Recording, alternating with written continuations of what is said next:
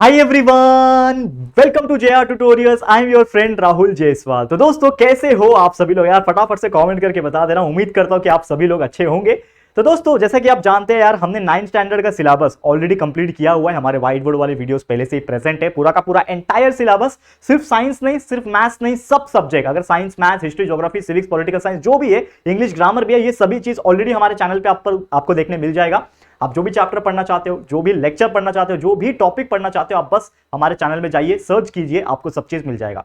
तो आप सोच रहे हो कि सर सब चीज पहले से कंप्लीट हो गया है, तो आज आप क्या करने आए हो? तो मैं आपको बता दूं यार, हमने ऑलरेडी जो 9th स्टैंडर्ड के स्टूडेंट्स हैं उनके लिए एक नया सीरीज शुरुआत किया था। वो था दोस्तों साइंस और मैथ्स के जो एक्सरसाइजेस होते हैं, साइंस के और मैथ्स के जो प्रॉब्लम सेट होते हैं, उनके लिए भी अलग से स्पेशल वीडियोस में बना रहा हूं दोस्तों, वो भी डिजिटल बोर्ड के ऊपर। तो यार आप लोग को मैथ्स 1 मैथ्स 2 के दोनों ही दो चैप्टर्स मैंने अब तक कंप्लीट कर दिए हैं, तो आपको मिल गया होगा वीडियोस। प्रॉब्लम सेट पूरा सॉल्व करवा दिया है हमने, तो यार देख लेना जाके वीडियोस। और आज से हम लोग साइंस की भी शुरुआत करने जा रहे हैं, जो कंटिन्यूअसली डिमांड आ रहा था, सर साइंस का भी एक्सरसाइज का जो कॉन्सेप्ट है वो हमें समझाइए दोस्तों। तो यार आप लोग के लिए वीडियोस बनाने के लिए हम आ चुके हैं, और आपके लिए आज पहली बार 9th स्टैंडर्ड का साइंस का पहला चैप्टर, जिसका नाम है लॉज ऑफ मोशन, इस चैप्टर का एक्सरसाइज का कॉन्सेप्चुअल सॉल्यूशन आज एक्सप्लेन करने वाले हैं। पूरा का पूरा यहां पे बताऊंगा, लेकिन ये जो एक्सरसाइज है काफी बड़ा है, तो हम इसको दो पार्ट में डिवाइड करेंगे। एक है हमारा आज लेक्चर नंबर 1, उसके बाद एक और आ जाएगा लेक्चर नंबर 2, और इसी में पूरा का पूरा जो आपका ये पहला चैप्टर है लॉज ऑफ मोशन, ये कंप्लीट हो जाएगा। तो हमारे साथ आप बने रहिएगा, और ये जो नया चीज हमने स्टार्ट किया है उसके लिए जरूर से सपोर्ट कीजिएगा, और अपने दोस्तों को भी बताइएगा कि ये सब चीज भी आ रहा है हमारे जेआर ट्यूटोरियल्स पे।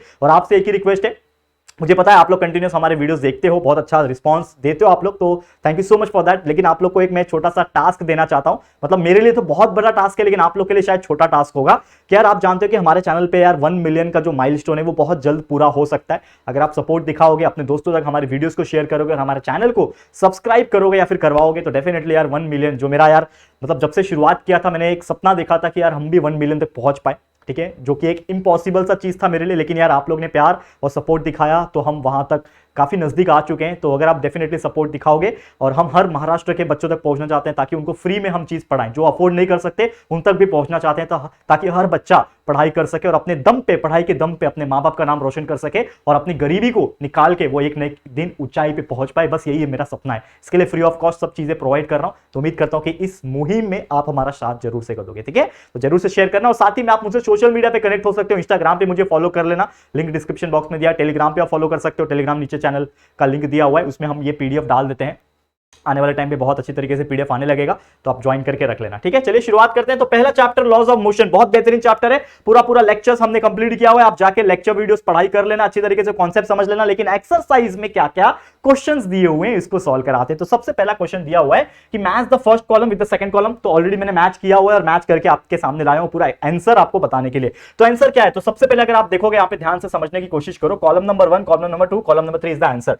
तो यहाँ पे क्वेश्चन पूछा है निगेटिव एक्सेलरेशन। तो निगेटिव एक्सेलरेशन का मतलब क्या होता है? हम लोग को पता है there are 3 types of acceleration, positive, negative and zero acceleration. तो पॉजिटिव क्या था? जब हम स्पीड बढ़ाते हैं तो हम लोग पॉजिटिव डायरेक्शन में एक्सेलरेशन करते थे। जब हम स्पीड को रिड्यूस करते थे तो नेगेटिव डायरेक्शन में एक्सेलरेट करते हैं। गाड़ी चलाए ना सब लोग ने, ठीक है ना? या फिर नहीं चला होगा तो आज चला के देखना, मतलब एटलीस्ट स्टैंड लगा के चला के देखना। पापा को बोलना स्टैंड लगाओ, मैं कहीं चला नहीं रहा हूं, बस मैं चालू करके देखना चाहता हूं। तो जैसे आप एक्सेलरेटर को पॉजिटिव करोगे, पॉजिटिव डायरेक्शन में करोगे, तो गाड़ी का स्पीड बढ़ता है, और नेगेटिव में करोगे तो गाड़ी का स्पीड रिड्यूस होता है। तो वही चीज है कि नेगेटिव एक्सेलरेशन मतलब the velocity of the object decreases, मतलब जो भी ऑब्जेक्ट रहेगा उसकी स्पीड क्या होगी, वेलोसिटी क्या होगी, कम हो जाएगी। और साथ ही में जो व्हीकल मूव हो रहा था with the velocity of 10 metre per second stops after 5 second, ठीक है? तो यहां पे हम लोग बोल सकते हैं कि जब आप नेगेटिव एक्सेलरेशन करोगे तो जो वेलोसिटी मूव हो रहा था ना 10 मीटर पर सेकंड से, वो क्या हो जाएगा, आने वाले टाइम पे रुक जाएगा। क्यों रुक जाएगा? क्योंकि आपने स्पीड को कम कर दिया। स्पीड कम कर दिया तो एक टाइम के बाद क्या हो जाएगा, वो रुक जाएगा जाके। सेम उसी प्रकार सेकंड पॉजिटिव एक्सेलरेशन, जब आपका एक्सेलरेशन पॉजिटिव होता है तो आपकी स्पीड क्या होती है, वेलोसिटी क्या होती है, इंक्रीज होती है। तो जब इंक्रीज होगी तो जो कार है ना, जब रेस्ट पे था, रुका हुआ गाड़ी है, गाड़ी रुका हुआ है, तो जब आपने पॉजिटिव एक्सेलरेशन दिया, मतलब स्पीड बढ़ाए, तो क्या हो जाएगा, गाड़ी चालू हो जाएगा और गाड़ी चलने लगेगा, मतलब गाड़ी 50 किलोमीटर पर आवर की स्पीड से भागने लगेगा। करेक्ट है? समझ में आया? वैसे तीसरा चीज जीरो एक्सेलरेशन। जीरो मतलब क्या होता है, कुछ भी नहीं हो रहा है, ना पॉजिटिव हो रहा है ना निगेटिव हो रहा है, कुछ भी एक्सेलरेशन हो ही नहीं रहा है, बस खड़ी है गाड़ी। तो यहां पे सेम जीरो एक्सेलरेशन मतलब the velocity of the object remain constant, मतलब जो आपने एक्सीलरेटर जिस पोजीशन में पकड़ के रखा है, गाड़ी चल रही है फॉर एग्जांपल, ऐसा नहीं कि गाड़ी रुकी रहेगी, रुकी रहेगी तो रुकी ही रहेगी, और चल रही है तो उसी स्पीड से चलती रहेगी, क्योंकि आपने एक्सेलरेशन दिया ही नहीं, ना पॉजिटिव दिया ना नेगेटिव दिया, तो गाड़ी उसी स्पीड से चलती रहेगी, और रुकी है तो रुकी ही रहेगी। जीरो एक्सेलरेशन, कुछ भी नहीं हो रहा एक्सेलरेशन में, तो वो क्या रहेगा, उसकी वेलोसिटी ऑब्जेक्ट की कांस्टेंट रहेगी, रिमेन्स कांस्टेंट। तो मतलब velocity is moving with the velocity of vehicle जो है 25 मीटर पर सेकंड से अगर चल रहा है तो वो चलता ही रहेगा 25 पे चलता ही रहेगा, लाइफ टाइम चलता रहेगा। क्यों चलता रहेगा? क्योंकि भाई आपने स्पीड को चेंज ही नहीं किया, क्योंकि एक्सेलरेशन चेंज नहीं हुआ। करेक्ट है, समझ में आ गया? तो इसको बोलते हैं हम लोग जीरो एक्सेलरेशन। क्लियर है? तो ये उम्मीद करता हूं क्वेश्चन नंबर 1 का कॉन्सेप्ट आपको समझ में आ गया होगा, बहुत बेहतरीन था। उम्मीद कर रहा हूं कि आप लोग को अच्छे से समझ में आ गया होगा। आप चलते हैं सेकंड क्वेश्चन की तरफ, जो कि है डिफरेंस बिटवीन। बहुत इंपॉर्टेंट क्वेश्चंस आते हैं इसमें से। दो चीज दिया होता है, एक कुछ दिया है, दूसरा कुछ दिया, दोनों को कंपेयर करना है और दोनों के बीच का डिफरेंस बताना है। बहुत सिंपल है। तो दो क्वेश्चंस हमें करना है, डिस्टेंस और डिस्प्लेसमेंट। बहुत अच्छी तरीके से हमने कॉन्सेप्चुअल नॉलेज प्रोवाइड किया है लेक्चर बाय लेक्चर वीडियोस में, तो आप देख लेना। लेकिन यहां पे भी आप देखोगे तो पूरा समझ में आएगा। तो डिस्टेंस और डिस्प्लेसमेंट पढ़ेंगे, uniform and non uniform motion पढ़ेंगे। तो सबसे पहला क्या है? डिस्टेंस और डिस्प्लेसमेंट। देखो प्रॉपर तरीके से मैंने बनाया हुआ है, एक है डिस्टेंस, दूसरा है डिस्प्लेसमेंट। समझो इसको, क्या है ये डिस्टेंस? मतलब क्या होता है? कोई भी चीज का डिस्टेंस हम क्या बोल सकते हैं? That is the length of the actual path, यानी कि जो एक्चुअल में पाथ ट्रैवल हो रहा है ऑब्जेक्ट का जब वो मोशन में है, तो उसका एक्चुअल में कितना लेंथ है, that is the length of the actual path travel in a motion, travel by an object in a motion is known as the distance. और वही चीज डिस्प्लेसमेंट का मतलब क्या होता है? That is the shortest possible distance between two particular object. ये हमने एक्सप्लेन किया था आपको चैप्टर्स के दौरान, डेफिनेशन जब पढ़ा रहा था, आपको याद होगा, ये हमने ऑलरेडी पढ़ाया हुआ है। करेक्ट है? तो क्या बोल रहा था? That is nothing but distance is the length of actual path travel by the object in motion, और डिस्प्लेसमेंट क्या है? It is defined as the shortest possible distance between the two point, that is starting point and the finishing point. Second point का difference क्या बोलता है कि distance जो एक स्केलर क्वांटिटी है। क्यों स्केलर है भैया? क्योंकि इसमें सिर्फ और सिर्फ क्या है? डायरेक्शन है, मैग्नीट्यूड। सिर्फ मैग्नीट्यूड है, डायरेक्शन नहीं है। ठीक है? स्केलर और वेक्टर आपको पता ही होगा। स्केलर का मतलब क्या होता है? सिर्फ और सिर्फ क्या होता है उसका? मैग्नीट्यूड, मतलब सिर्फ वैल्यू होता है, क्योंकि डिस्टेंस का कुछ वैल्यू है। ठीक है? लेकिन डिस्प्लेसमेंट का क्या है? वेक्टर क्वांटिटी है, मतलब magnitude as well as direction. ठीक है? और तीसरा है डिस्टेंस आर ऑलवेज पॉजिटिव। हमेशा क्या होता है? पॉजिटिव होता है। डिस्टेंस कभी देखा है -5 किलोमीटर जाना है आपको, ऐसा सुना है कभी? नहीं होता। लेकिन डिस्प्लेसमेंट क्या होता है? सर्कल भी हो सकता है डिस्प्लेसमेंट में, तो माइनस में भी जा सकता है। मतलब displacement can be positive, negative and zero also. ये हमने पढ़ा हुआ है already lecture by lecture videos में। ठीक है? तो ये पहला था, that is the difference between distance and displacement हमने आपको पढ़ा दिया। उम्मीद कर रहा हूं कि पूरा कॉन्सेप्ट आपको समझ में आ गया होगा। तो जरूर से एग्जाम में आएगा तो आप लोग पॉइंट बना के अच्छी तरीके से लिख सकोगे। ठीक है? आगे बढ़े, नेक्स्ट क्वेश्चन पे जाते हैं। चलो अगला क्वेश्चन क्या बोल रहा है? That is uniform motion and non uniform motion. ये भी हमने पढ़ाया हुआ था, आपको याद होगा। यूनिफॉर्म मोशन मतलब क्या होता है कि अगर कोई भी मोशन यूनिफॉर्म स्पीड से जा रहा है, कोई भी मोशन यूनिफॉर्म स्पीड से जा रहा है और कंटिन्यूअसली चला जा रहा है। ठीक है? दैट इज क्या हो रहा है? Definition, that is when an object covers equal distance in equal interval of time. मतलब इक्वल डिस्टेंस कवर कर रहा है और उसको कवर करने के लिए जो टाइम लग रहा है वो भी इक्वल ही लग रहा है। याद है अमर अकबर एंथनी का एग्जांपल हमने पढ़ा था, लेक्चर कुछ था, लेक्चर नंबर 2 या 3 में हमने पढ़ा होगा। इस चैप्टर का लेक्चर्स में जाओ, आपको पता चल जाएगा। पढ़ा था कि नहीं? और आप सभी ने कमेंट भी किया था कि सर कौन सा पॉजिटिव जा रहा है, कौन सा नेगेटिव जा रहा है, कौन सा यूनिफॉर्म कर रहा है, कौन सा नॉन यूनिफॉर्म कर रहा है। करेक्ट है? याद है कि नहीं? तो वही चीज है। तो यूनिफॉर्म मोशन मतलब कोई भी ऑब्जेक्ट अगर इक्वल डिस्टेंस कवर करता है इक्वल इंटरवल ऑफ टाइम में, तो उसको बोलते हैं यूनिफॉर्म मोशन। नॉन यूनिफॉर्म क्या रहेगा? उसका उल्टा, कि अगर कोई भी ऑब्जेक्ट अनइक्वल डिस्टेंस कवर करता है, मतलब इर्रेगुलर है, कभी 5 मिनट में 5 किलोमीटर कवर किया, तो कभी अगले 5 मिनट में 10 किलोमीटर कवर कर लिया, तो भाई ये डिस्टेंस जो होता है ना वो अनइक्वल होता रहता है इक्वल इंटरवल ऑफ टाइम में, तो उसको हम लोग बोलते हैं नॉन यूनिफॉर्म मोशन। समझ में आ गया पहला पॉइंट। दूसरा पॉइंट क्या बोलता है कि जो डिस्टेंस टाइम का ग्राफ जो बनता है, याद है इस चैप्टर में हमने पढ़ाया था आपको डिस्टेंस और टाइम का ग्राफ, फिर वेलोसिटी टाइम का ग्राफ, ये सब पढ़ा चुका हूं मैं ऑलरेडी।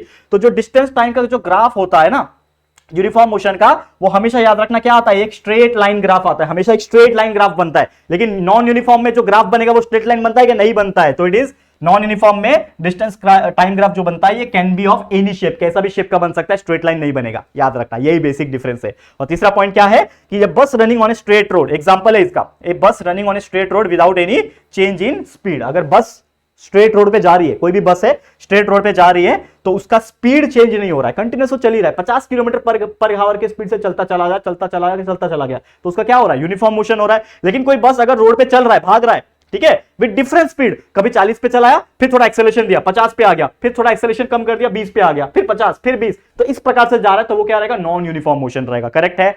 समझ में आ गया दोस्तों? तो उम्मीद कर रहा हूं कि ये भी क्वेश्चन आपको बहुत बेहतरीन तरीके से समझ में आ गया होगा। इससे सिंपल कुछ हो नहीं सकता, सबसे सिंपलेस्ट एग्जांपल था और पूरा का पूरा हमने इसको एक्सप्लेन कर दिया। दोनों के दोनों डिफरेंस बिटवीन जो पूछे थे ये हमने बता दिया। तो उम्मीद कर रहा हूं एग्जाम्स में अगर पूछा जाएगा तो आप जरूर से इसका जवाब दे पाओगे। ठीक है, आगे बढ़ जाएं, अगले क्वेश्चन के ऊपर जाते हैं। क्वेश्चन नंबर क्या होगा? Question number 3। अब देखो एक टेबल दिया हुआ है यहाँ पे, ये टेबल आपको दिख रहा होगा। दिस इज द टेबल, इसमें कुछ वैल्यूज अननोन है, देखो डैश दिया हुआ है, ये डैश है, ये भी डैश है, लेकिन ये फॉर्मूलेस दिया हुआ है, ये यू है, यू का मतलब क्या होता है initial velocity metre per second में दिया हुआ है, ये ए है, ए मतलब एक्सेलरेशन ड्यू टू ग्रेविटी जिसका metre per second square unit होता है, और तीसरे कॉलम में टाइम दिया है सेकंड्स में, और हमें यहाँ पे फॉर्मूलेस दिए हुए, तो हम ये फॉर्मूला का यूज करेंगे और जो भी जहां जहां डैश लिखा हुआ है वहां पे वैल्यूज डालना है, मतलब इन शॉर्ट न्यूमेरिकल जैसा क्वेश्चन है, इसको सॉल्व करना है, चुटकी बजाते ही सॉल्व हो जाएगा, टेंशन बिल्कुल मत लेना। तो सबसे पहले आप देखो ये पहला चीज है, यहां पे अगर मैं लिखने की इसको कोशिश करूं, ये आपको सबसे पहला यहाँ पे ये है, सेकंड ये है, ठीक है, ठीक है ना, उसके बाद ये आपका थर्ड है, ये आपका फोर्थ है, ठीक है, फिर ये आपका फिफ्थ है और ये आपका सिक्स्थ है, ठीक है, ये 6 है टोटल, फटाफट से सॉल्व करेंगे। चलो सबसे पहले यहां पे मैं सॉल्व करके दिखाता हूं, सबसे पहले क्या दिया, u दिया हुआ है, देखो यहां पे मैं सॉल्व कर रहा हूं, u2 दिया हुआ है, ठीक है, a आपका दिया हुआ है कितना 4 दिया हुआ है, उसके बाद टाइम दिया है 3, ये दिया हुआ है, फॉर्मूला क्या है v is equal to u plus 80, तो v is equal to u plus 80 दिया हुआ है, v कितना है, नहीं v हम लोग को निकालना है ना, यहाँ पे v आएगा, v is equal to u plus 80 formula, देखो यहाँ पे ध्यान से v निकालना है, यहाँ पे v का वैल्यू आएगा, तो v will be equal to u दिया है 2 प्लस a दिया है 4 मल्टीप्लाई बाय टाइम दिया है 3, तो 2 plus 4 3 12, 2 plus 12 is equal to 14, तो हमारा v इज इक्वल टू क्या आ गया 14, तो हम लोग यहाँ पे क्या लिखेंगे दोस्तों, हम लोग यहाँ पे लिखेंगे 14, हमारा वैल्यू कितना आया 14, करेक्ट है, सिंपल है, कितना सिंपल है, तो वैसे ही सॉल्व करना है, अगला भी वैसे ही सॉल्व करो, यहाँ पे डैश लिखा हुआ है मतलब u का वैल्यू अननोन है, ठीक है ना, हम लोग को क्या करना है यहाँ पे हम लोग को क्या करना है, देखो बारी बारी से सॉल्व करवाऊंगा आप लोग को, टेंशन मत लेना, हर चीज आपको मिलेगा, डैश है मतलब u मुझे पता नहीं है, u is equal to question mark, ठीक है, a दिया हुआ है, a का वैल्यू है 5, ठीक है, उसके बाद देखो t का वैल्यू 2 दिया हुआ है, ठीक है, और v का वैल्यू 20 दिया हुआ है, 20 है ना, v का वैल्यू दिया है, हमें u निकालना है, तो फॉर्मूला क्या है, यही है ना, v is equal to u plus 80, तो v is equal to u plus 80 दिया हुआ है, v का वैल्यू है 20 इज इक्वल टू u का वैल्यू अननोन है तो u ही रहेगा, प्लस a का वैल्यू 5 है मल्टीप्लाई बाय टाइम का वैल्यू 2 है, ठीक है, तो 20 is equal to u plus 5 2 10, ठीक है, अब u का वैल्यू चाहिए तो u will be equal to 20 minus 10 हो जाएगा, तो हमारा आंसर कितना आ गया, u इज इक्वल टू 10, ठीक है, तो हमारा u का वैल्यू आ जाएगा 10, तो यहां पे लिख दो आप 10, ठीक है, क्या आ जाएगा यहाँ पे, दैट इज 10, आ गया, समझ में आया कितना सिंपल है, बस आपको साइड में रफ में, और ये रफ आपको दिखाना पड़ेगा एग्जाम में जब आएगा ऐसा कुछ क्वेश्चन, तो आपको रफ करके दिखाना पड़ेगा, मतलब ये जो चीज कैलकुलेशन आपने किया है ना वो उसी पेज में करना, ताकि आप लोग का जो चेकर होगा, जो एग्जामिनर होगा, उसको पता चलेगा कि भैया ये सॉल्व करके कर रहा है, छाप के नहीं कर रहा है, तो ये चीज ध्यान में रखना, क्लियर है, समझ में आ गया, तो ये हो गया हमारा क्वेश्चन नंबर 1, जो ये मेन था, जो v is equal to u plus 80 वाला फॉर्मूला था, ये हमने एक करा दिया आप लोग को, ठीक है, समझ में आ गया ना, इसमें 3 चीज पूछा है, एक्चुअली 3 फॉर्मूले पूछे हुए, मैं आपको बताना चाहूंगा, ठीक है ना, मैं आपको बताता हूं, एक सेकंड रुक जाओ, यहाँ पे मैं थोड़ा इसको पार्टीशन अलग अलग कर देता हूं ताकि आपको पता चल जाए, ये एक है, ठीक है ना, उसके बाद ये एक है, यानी कि कुछ अलग अलग चीज है, यानी कि ये हमारा अलग कैटेगरी है, ये अलग कैटेगरी है, ये अलग कैटेगरी है, इसमें v इज इक्वल टू 80 लगाना था, ये दोनों सॉल्व कर लिया, इसमें s is equal to ut plus half 80 square लगाना है, सेकंड काइनेमेटिकल इक्वेशन, इसमें v square is equal to u square plus 2as लगाना है, थर्ड काइनेमेटिकल इक्वेशन, ठीक है, फटाफट से करेंगे, चलो ध्यान से देखना, इसको मैं पहले मिटा देता हूं, चलो इसका काम हो गया, रफ वाला है ना, ये मेरे लिए मैं मिटा रहा हूं, ठीक है, आप लोग नहीं मिटाओगे क्योंकि आप लोग को तो ये दिखाना पड़ेगा, ये मैं आपके लिए अपने लिए मिटा रहा हूं, ठीक है, चलो अभी मैं वापस से इसको सॉल्व करवाता हूं, ये वाला क्वेश्चन, इसमें आप देखो क्या पूछा हुआ है, इसमें आपको पूछा है 5 दिया हुआ है, u 5 दिया है, a 12 दिया है, t 3 दिया है, तो u 5, a कितना है, a 12 है, फिर t दिया हुआ है 3, दिख रहा है आपको, t कितना दिया हुआ है 3 दिया हुआ है, हमें पूछा है v निकालना है आपको, v is equal to question mark, लेकिन यहां पे फॉर्मूला जो लगेगा ये वाला फॉर्मूला लगेगा, जो कि है s इज इक्वल टू वाला, ठीक है ना, समझ में आ रहा है कि नहीं आ रहा है, तो सॉरी u दिया है, a दिया, t दिया, ये s दिया हुआ है, माफ करना मुझे, ये v नहीं है, s दिया हुआ है, ठीक है, s आपको निकालना है, माफ करना, ठीक है, ये s है, मैंने ऊपर का देख लिया, ये है ना हमारा, ये क्वेश्चन है ना, ये u है, ये a है, ये t है, तो हमें 3 चीज दिया था, s मुझे निकालना है और फॉर्मूला ये यूज करना है, तो s will be equal to question mark, तो फॉर्मूला क्या है, s is equal to ut plus half a t square, s का वैल्यू निकालना है तो वैसे का वैसे रहेगा, u का वैल्यू मुझे दिया है 5, करेक्ट है, t का वैल्यू 3 दिया है तो मतलब 5 मल्टीप्लाई बाय 3 प्लस हाफ हो जाएगा, a का वैल्यू दिया हुआ है 12 मल्टीप्लाई बाय टी स्क्वायर, तो टी कौन है 3 का स्क्वायर, सॉल्व कर लो आंसर आ जाएगा, तो s is equal to 3 5 15 plus ये 2 1 2 2 6 12 मतलब 6 बचा, और ये 3 का स्क्वायर मतलब 9, ठीक है ना, तो कितना आ जाएगा आंसर 15 प्लस 6 मल्टीप्लाई बाय 9, तो 15 प्लस 6 9 54, 15 प्लस 54 कितना होता है दोस्तों 9, और ये 69, मतलब s will be equal to 69, तो हम लोग क्या लिखेंगे यहाँ पे, s का वैल्यू कितना आया हमारे पास, यहाँ पे आ गया s will be equal to 69, समझ में आ गया, तो यार सेकंड वाला ये आप लोग के लिए होमवर्क, वैसे सॉल्व कर लेना जैसे मैंने किया, देखो फटाफट कराना पड़ेगा ना, लेक्चर फटाफट कंप्लीट करना है, तो देखो आपको मैंने समझा दिया ना कैसे करना है, सेम यही फॉर्मूला लगेगा जिसमें आपको u दिया हुआ है, a नहीं दिया है, तो आपको यहां से ये फॉर्मूला लगा के a निकालना है, और इस बार s का वैल्यू 92 दिया हुआ है, तो इसमें ए अननोन रहेगा, ए का वैल्यू निकल जाएगा। समझ में आ गया, निकाल लेना। अब मैं चाहूंगा तीसरे के ऊपर, तीसरे का भी एक करा देता हूं ताकि आप लोग को समझ में आ जाए कैसे करना है, आप लोग कर सकते हो। ठीक है, चलो इसको मैं मिटा देता हूं सबसे पहले। उम्मीद कर रहा हूं दोस्तों आपको बहुत मजा आ रहा होगा करने में। और यार देखो यार, ये सिंपल होता है, लोग बोलते हैं कि हार्ड है हार्ड है, बस लोग का काम है डराना, इसके लिए लोग बोलते हैं हार्ड, बाकी सब चीज इजी होता है, टेंशन लेने की बिल्कुल जरूरत नहीं है। चलो अब देखो, यू का वैल्यू दिया है 4, यू का वैल्यू 4 है, ए का वैल्यू 3 है, एस का वैल्यू क्वेश्चन मार्क है। मतलब पहले लिख लो जो दिया हुआ है, यू का वैल्यू 4 है, ए का वैल्यू कितना है भाई, ए का वैल्यू 3 है। ठीक है, तीसरा चीज एस का वैल्यू क्वेश्चन मार्क है, मतलब s will be equal to question mark, और वी का वैल्यू 8 दिया हुआ है। ठीक है, वी का जो वैल्यू है वो 8 दिया है, लेकिन ये वी नहीं है, यहां पे लिखा हुआ है वी स्क्वायर। तो चलो ट्राई करते हैं। तो v square is equal to 8 दिया हुआ है, ठीक है ना, यहां पे v square is equal to 8 दिया है, लेकिन हम लोग क्रॉस चेक कर रहे हैं अभी। ठीक है, फॉर्मूला क्या है, v square is equal to u square plus 2as।